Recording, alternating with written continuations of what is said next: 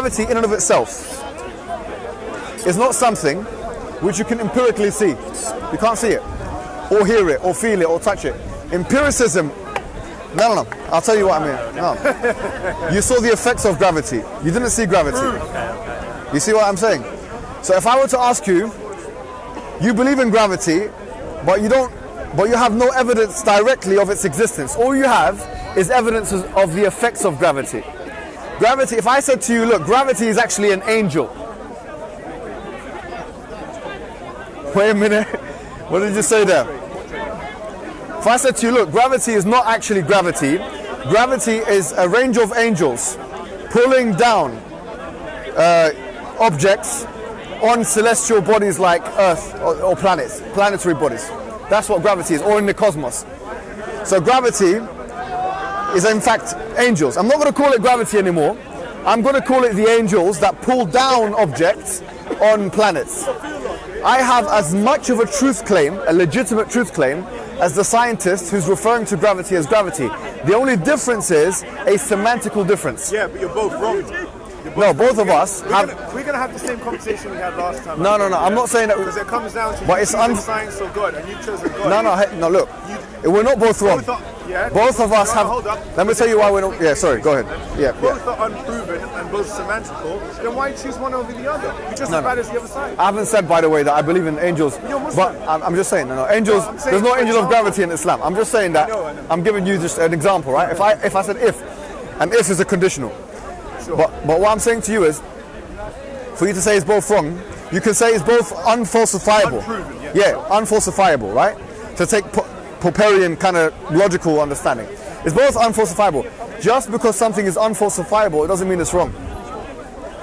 Sure, but there's no way of knowing. No. That's all I'm saying. Science, no problem. Place your faith in No science, problem. which is unproven. I'm not saying that. Do you want to place your faith in I'm God, not. which is unproven? I'm not saying that. I'm not making. wrong, I'm not making that point, bro. What's your name again? I forgot. Come on, Sorry, Darren. Yeah. I'm not saying it's wrong. What I'm saying is that I'm just making I'm not talking about God now. I don't want you to confuse the discussion. No, we don't. Not whenever you see me, just because I'm Muslim, it doesn't mean I'm always going to be talking about God. Right? I can have discussions on other things as well. Okay, I can. What I was saying to you is this: the point I was making to you, an overarching point, was that just because something is given a scientific, and I think you agree with this, right? 100%. Just because something is given a scientific label. So I was giving an example of gravity. Gravity is a pulling force. As far as we know, yeah. Okay, or pushing force, or whatever you want to call it, depending on what theory you want to go with, right? Now here's the thing. The thing of gravity itself, we said, can't be empirically justified. The effects of gravity is what we see. So my point was that if I were to replace the word gravity with gremlins or angels or whatever, I'd have as much right to do that from a philosophical perspective as the scientist has. We understand gravity, even semantically, as the effect of gravity, and just call it at that, almost like perfect. The way in which we understand something is the effect of it. Would you accept? Yeah, excellent. I would say no problem. That's very nice. But then you've given us a nice premise to start off our discussion, our theological discussion, because I know you wanted to talk about God, didn't you? Now it shows Now, what's your name again? I forgot my. Jordan, man. Jordan, nice to meet you, man. Are you religious person or?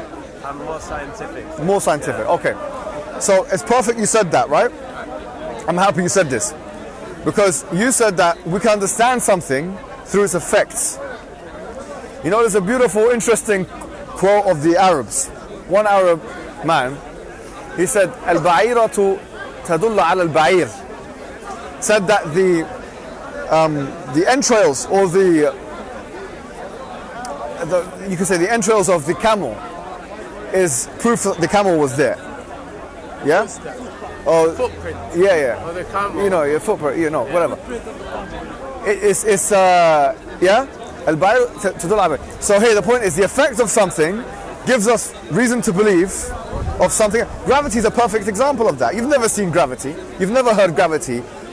Empirically, you can't substantiate gravity. You can only see the effects of gravity. Now, I'll say to you the same thing about the universe. Now, you might have never seen the cause of the universe. We've never seen the cause of the universe, but we've seen the effect of it. Now, the point is, since we've seen the effect of it, can we apply the same logic to the universe as we've applied to gravity? Remember when I asked you about gravity, the first thing you did was you grabbed your bottle and you dropped it to show me that, look, these are the effects of gravity. Now look, I'm saying the same thing about the universe. The effects of the universe, or the result of a universe, is that we have a finely tuned system. And by that I mean, and not an aesthetically pleasing, I'm talking about a universe which allows for any kind of life to exist. That's a finely tuned universe with systems, motions, consistencies, harmony, synchronization, a life, time, space, 3D, all of that. And at the same time, chaos and we can't comprehend it. It's intangible at the same time.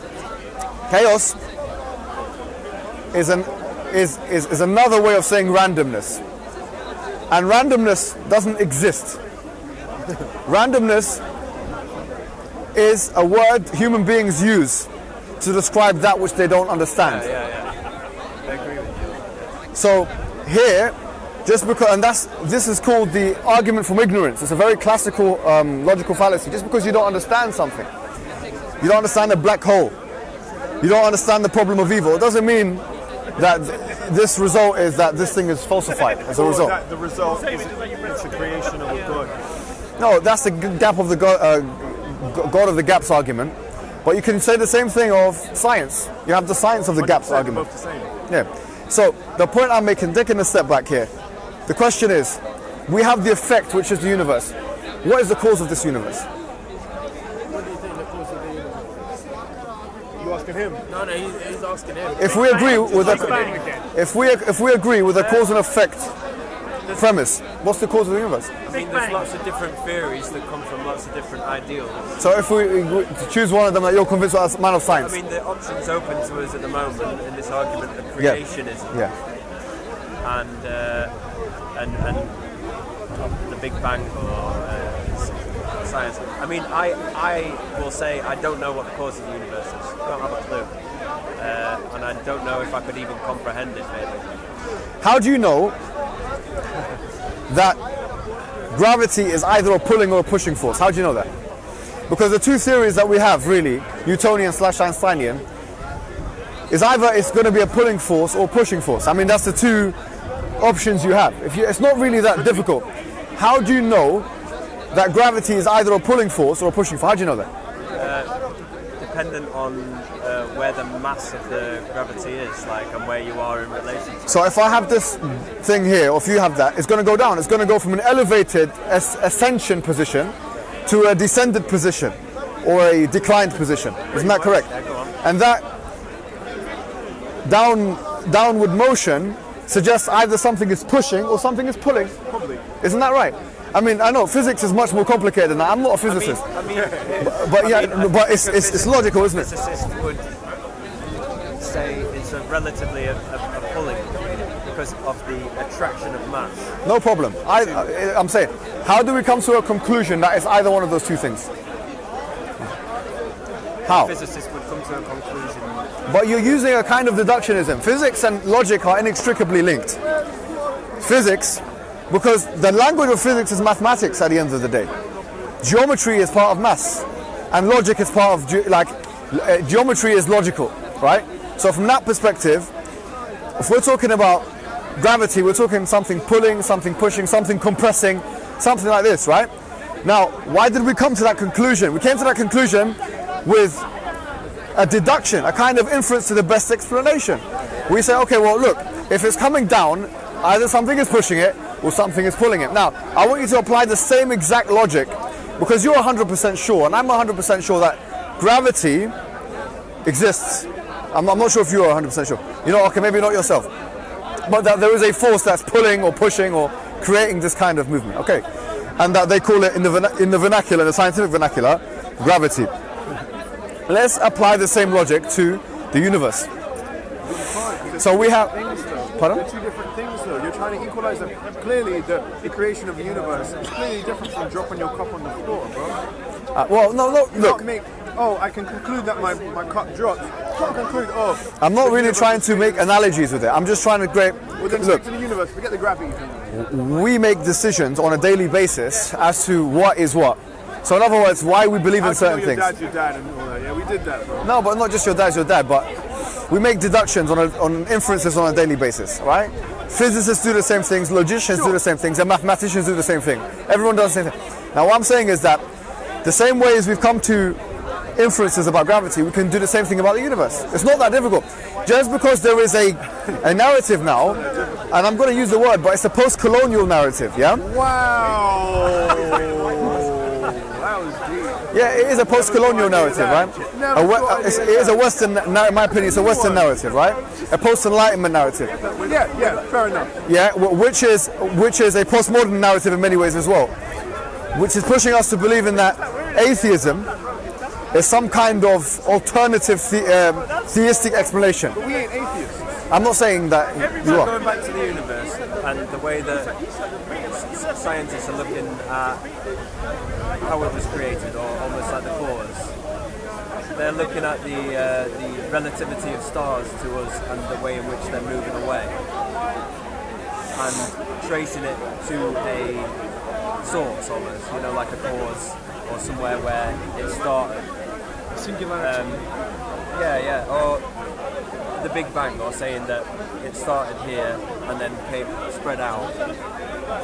They can just like we've done, like you said, with the cup, and we're looking at that. That's the evidence maybe that we have of the effect of the universe, the effect of what's happened. But the cause, we're back to square one. Perfect. They can say we think because of this evidence, or because of this data that we've collected, that the universe was likely to start this long ago, or from here, and it started from one point almost, I don't know, like a singularity. But What my premise is today? Sorry. That is a lot closer to anything than a creationist theory. No. A creationist theory is a hell of a lot more of an ideal than a gathering of data. It's metaphysical. It isn't real. It's something that's almost like a myth, a fantasy. Okay, well that's interesting. New atheist jargon, right? Which maybe you've been affected by because of primary or secondary socialization. No problem. But what I was going to say to you is that tell him how, because he doesn't know, he has no clue. He said by his own admission, he doesn't know how the universe came to, what caused the universe. So from the Islamic point of view... No, we'll come to that. But what I was going to say was that, look, my premise today is that God is as provable as gravity. That's my premise, right? And you've already proven that gravity is kind of... Yeah, no, what I'm saying to you is that we believe in gravity because we see the effects of gravity. We believe in God because one of the reasons, not the primary reason, there are other reasons, but one of the reasons from not only a sense datum perspective, like inference and using empiricism and cause and effect, but another perspective, which is a deductionist perspective, we can believe in God as a result of the effects of God. Now, you don't need to use the word God. Let's go into the effects of God. Let's not use the word God. An entity, right? An entity that created the universe is sustaining the universe, maintaining the universe, etc. Why don't we, instead of saying an entity of universe, let's say just the universe, what is? So what is an effect of the universe? Like an example of an effect of God. Now what I'm saying is, look at the things that the universe exhibits. So the universe exhibits order, law, and order really, yeah? Because there are laws of physics. Oh no, but where's the order and the law of what we're talking about with gravity? Like we know there's a law of gravity. We know that there is a law, but we don't know. There's gravitational constants. There's lots of things, right? What I'm saying is, you're saying we don't know what gravity is. No, we do know. Look, we know gravity through its effects, right? Yeah. But you're confident, and so is a physicist, to say that gravity exists. Now, the reason why is because we see the effects. Now, what I'm saying is the same thing. Look at the things that the universe exhibits. The universe exhibits order, law. The universe exhibits sophistication, complication. Now, the same thing I'll say to you, we've used the effects of something to kind of infer the cause. Same thing we can say about the universe. The fact that there's a creation, sophisticated creation, or let's not even use the word creation, let's use the word sophisticated entity, right? Yeah, we did jump, sorry, I apologize. There's something which is sophisticated, it's an entity in place. The fact that that exists may suggest, yeah, or should suggest, from an inference perspective, that there was a cause which caused that into being. Now, what is that cause? That's when we start talking about the attributes of the cause. Does it have intelligence? Does it have knowledge? Does it have the power and creative capacity to put the universe into being? Because a cause is defined.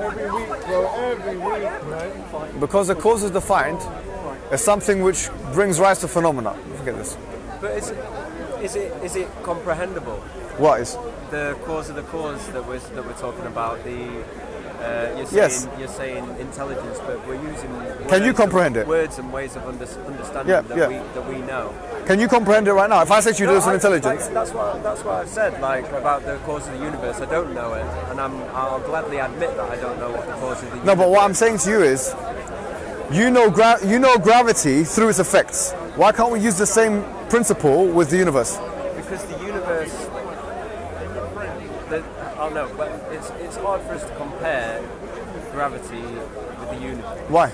It's a part of the universe. We can use the analogy of gravity to look at like how we understand things, like really like a real scientific truth, or a law of nature. But almost like the conclusion that we came to with gravity is there's something that we don't know, or we know an effect, but we don't know that top.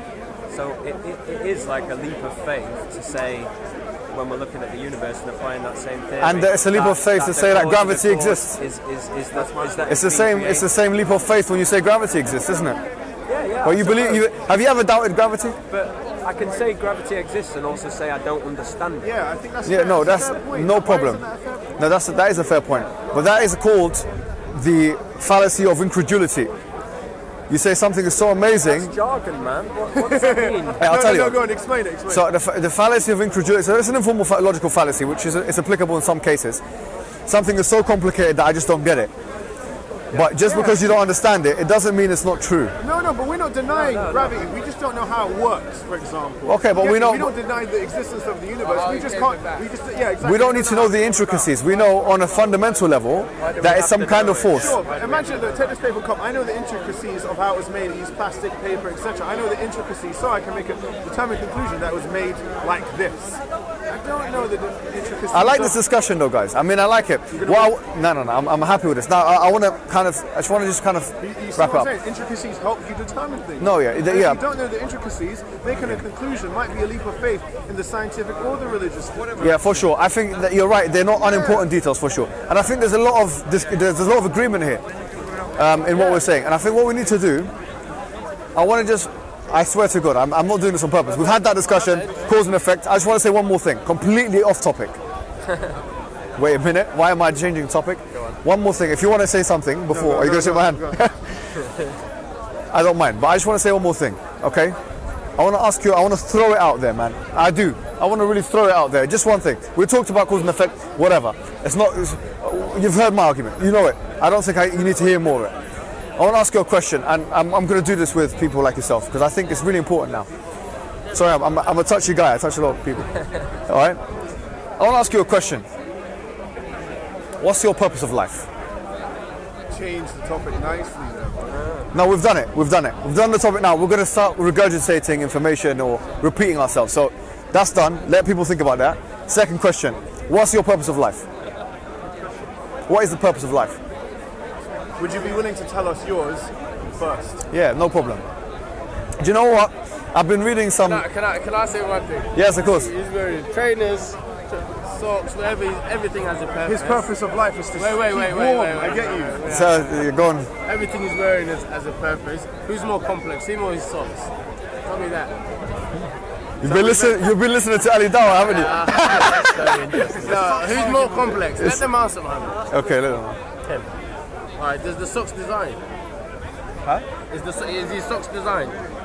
Yeah, they've been designed. Yeah. Did they have a designer? Most likely, yeah. Did they have a purpose? Yeah. What's the purpose? achieve any purpose. To keep his feet warm. Yeah, keep his feet warm, make them comfy. So that's what he's asking. Everything you're wearing has a purpose. Do you have a purpose? This is what he's asking. Objective purpose. Sorry, I'd like to think I'm more complicated than a pair of cotton socks. Of course but- you are. Oh no, But you have the same purpose as that. It's good that you said objective I feel purpose. like That's it's interesting. very hard to answer that question because I'm always changing, and that purpose might be different every year, maybe. But it's a very hard. But his question was a very legitimate one because he didn't ask about just your purpose. He said objective purpose. Is there a reason for us to be here in the world? Not life purpose. I want to be that. Yeah. What is the reason for human beings Well, to that's be? the oldest question on earth, isn't it? What do you think the answer to it is? I don't think we know. You get me? So is it, Because you could be a Jew or a Christian, bro. You would have the same answer, but you're not. You're a Muslim. Okay. What do you think? That's good. Okay. I mean, yeah. Why are human beings here? What's